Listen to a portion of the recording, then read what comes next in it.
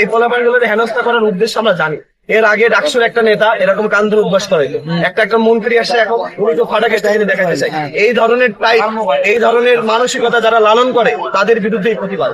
কেউ ডিবি হারুন হয়ে উঠতে যায় না, পাঁচিল টপকায় পালাইতে হবে। কিন্তু নতুন ডিবি হারুন হয়ে উঠতে যায় না। নায়ক হওয়ার কি আছে? আপনি সে যাচ্ছে, সে কন্টেন্ট ক্রিয়েটর হইতে যাচ্ছে। তুমি ডিসি ভাই, তুমি কন্টেন্ট ক্রিয়েটর হইতে যাবে কেন? পিছনে ক্যামেরা নিয়ে যাচ্ছে, যে সাংবাদিকরা সেখানে ছিল তারা বলতেছে যে খুব বিশাল অ্যাকশন নিতেছে, অথচ সেই সাংবাদিকদের প্রশ্ন করা উচিত ছিল।